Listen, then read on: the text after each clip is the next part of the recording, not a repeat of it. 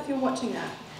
Yeah, I haven't really seen it in a while, but I think for me, when Beth asked me to, I guess, share the story of my pathway, and at the time there was a player from my area playing for the Swifts, so it was just something that seemed normal. It was just what you did if you wanted to represent the state, if you wanted to go through the pathway, that's just how it was. So at the time, all of those hours spent in the car, all of that commitment, you didn't really question it. And I actually didn't tell my parents that I was making the piece, and I got to, just before it went onto social media, got to sit them down and put them in front of them, and as you can imagine, my mum just cried throughout the entire thing. But it was really nice, I guess, in a way. I was very grateful growing up, but another way to say thank you to them for all their commitment and hard work that they put into me. We heard, the endless hours driving from A to B to chase that dream. What gives you that drive, that desire to keep going? Because it's tough juggling, school and travel and trying to compete as an athlete as well. What was that real driving force behind you?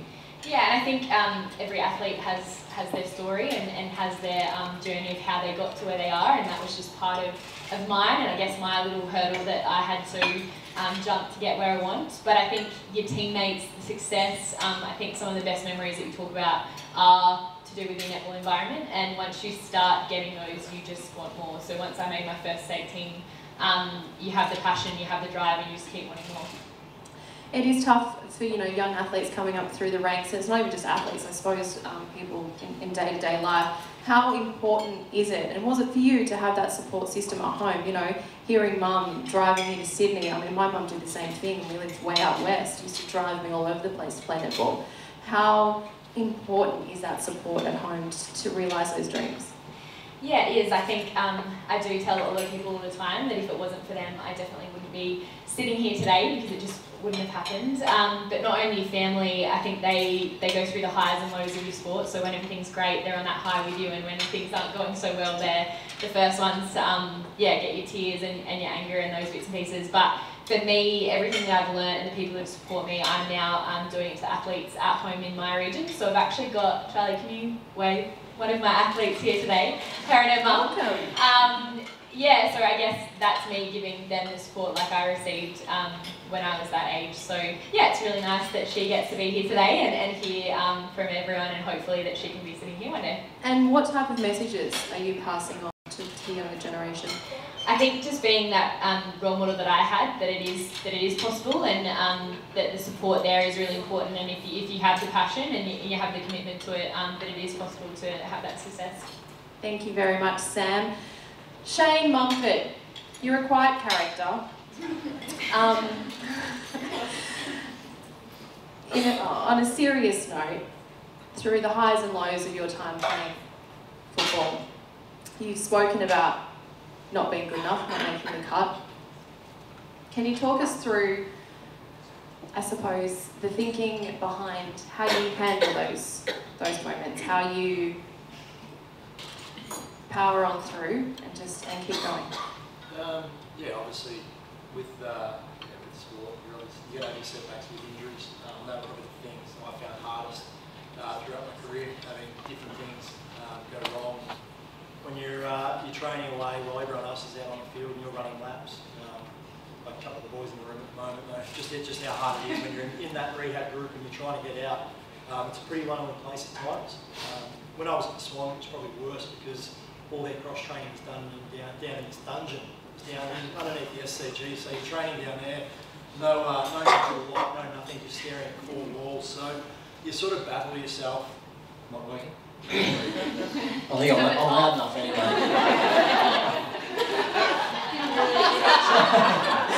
I was going to let you get through that question, but Sam's it.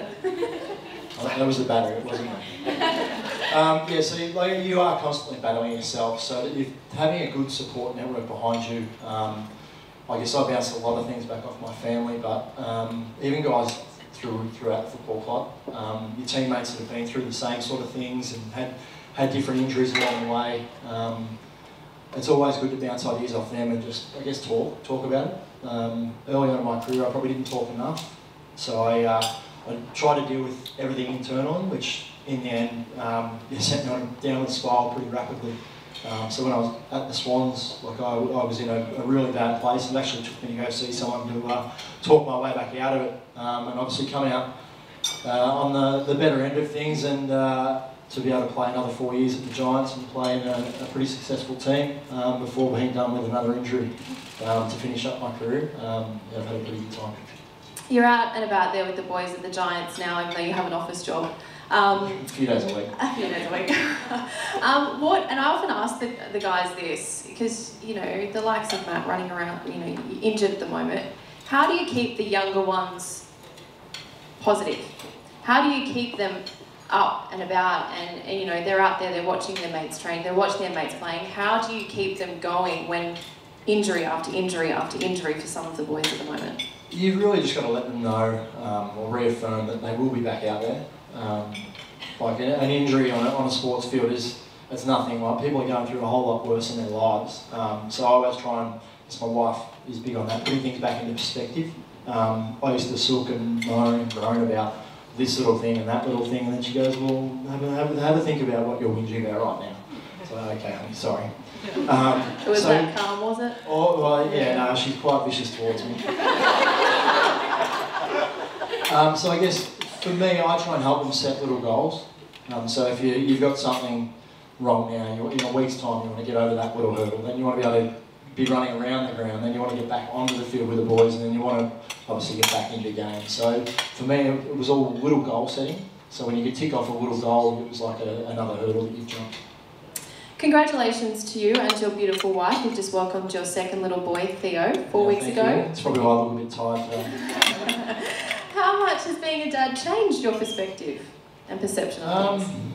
Yeah, probably a lot. Knowing that I've got three of us to provide for now, probably changed things a lot, especially when I was weighing up my decision at the end of the year to try and either push through my injuries and go around one more time, or whether I finish up and roll into the cushy job I've got now. In the end, it was, I guess, the security of what the Giants had offered me, and the chances to do other things outside of that with plenty of spare time on my hands. So yeah, a lot of people say I'm crazy because I've jumped in and I'm throwing my hand in the ring at boxing. They're probably right, because I've done none of that before at all. So I'm going out there completely blind, and I got my first fight on the 6th of July, so make sure everyone's watching. Bit of cross promotion here. Why have you chosen to do that? I guess I was approached with the idea. I thought, well, I miss the physical side of AFL, but I always will. With the way I played, it was always a physical sort of game. So I know boxing's a whole other level, and yeah, let's be honest, I'm probably going to get beaten up a bit. But it was just something, I guess, to keep my mind going and try my hand at another elite sport and just see how far I can take it. Good luck. Thank you. Mm. All right, let's move along to Erin now down the end there. Is your mic working? You've turned it on. I think so. Yeah, you've got how this works. Erin, tell us a little bit. You've basically, first of all, let's start with your love of AFL. Why did you want to play AFL? Yeah, so I had a bit of an interesting start to AFL. I didn't have the typical Victorian grow up playing footy in my life. I actually started off playing a whole bunch of different sports. Netball, basketball, volleyball, a bit of everything, and my brother started playing Auskick when I was about 13, and for some reason I was just absolutely infatuated with this crazy sport. And I remember reading in the newspaper this little article saying that girls could play footy too, and I think looking back it's probably one of the happiest times I've ever been in my whole life, looking back and thinking, oh my goodness, I could actually play this sport that I've fallen in love with. So I actually went round and told my mum, sprinted down the hall, was so excited, and we contacted the local footy club, which was the Mossman Swans, and emailed everyone we could think of at the club, managers, chairmen, whatever, just like, I really want to play, and they didn't actually have a youth girls team for me because I was too old to play with the boys, but they were really great, and they came back to us and said, if you can find enough girls, we can pay your registration, we'll give you some uniforms. Some old men's uniforms that were about 10 sizes too big, but it meant the world to us. And so my mum actually went and sent an email to her whole email list, everyone who had a daughter around my age, sent back saying, there's this crazy thing that's going on, my daughter's got this crazy obsession, is anyone else interested?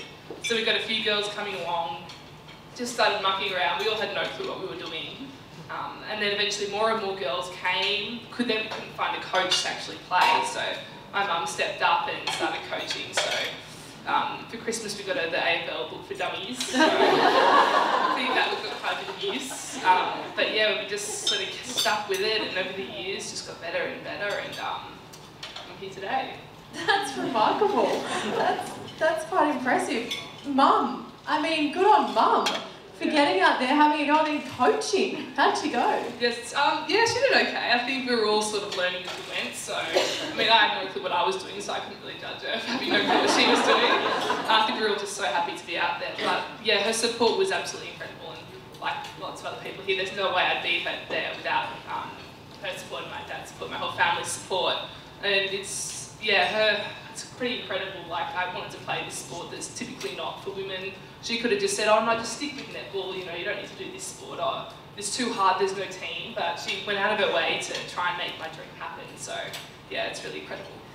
Why did you want it so badly? Was it because you were being told no? Was it because it wasn't really typically an option? I have no clue. I was just somehow just fell in love with the sport, and I still can't describe it. I don't know why I love footy so much. I love everything about it. There's just so many great things. I mean, I was already playing 4 other sports, but for some reason AFL was the sport for me, and that's the sport that I always stuck with throughout all my years. So I can't describe it, but yeah, I loved it, and I still do. So you completed your year 12. Correct me if I'm wrong. You completed your year 12 exams in your first year of AFLW. Yeah, so similar to that. I was actually drafted the day before my HSC exam started, so I was studying my English essays, trying to memorise it, then stopped for about lunchtime and watched the draft online. It was live streamed, and we sort of were watching it, and my name came up and sort of freaked out quite a bit. Didn't get any more study done that night. Rocked up to the hall to do my English exam. I was totally on high, I was telling everyone. Then I walked in and I was like, oh God, what's my essay? Like, so it really put everything into perspective. So over the next few weeks doing all those exams, at least I had that to look forward to. So yeah, it really actually helped in hindsight. You know, I didn't get to study too much, but it helped having something to look forward to. People get too bogged down with the stress of it all. You are studying at university now though, aren't you? What are you studying? Yeah, I'm studying sport and exercise science, so it ties in with the footy very nicely. So you did all right with the HSC then? Yeah, I did actually, and I think I credit my success during the HSC to all the sport I was doing. I think at the start of year 12, I had quite a few teachers come up to me and say, look, I think you're doing too much sport, I think you should probably put it on hold for this year. And then I went and added a few more sports on, and I was like, I'd love to see how this goes. And it was really beneficial. I was able to, it really took my mind off the studying, so I was able to go home and just totally switch off, go to footy training, and just it really provided that sort of stress release while I was studying. So yeah, it definitely really helped me receive good marks, I think. How are you juggling studying and footy? I don't know, just sort of seeing what happens, just trying to make the best of it. Time management's a big one, so I'll get home from uni and I'll have a few hours before I'm going to head off to training, so I'll try and get a couple of lectures and a few study notes done. But it's definitely tough, but I love the footy, so there's no way I'd give up the footy, and obviously footy being a part-time job for us at the moment, we have to find something else to do, so studying works, so you just sort of make it work. You just make it work. That's all you have to do. Please put your hands together for Shane Harper, Eric and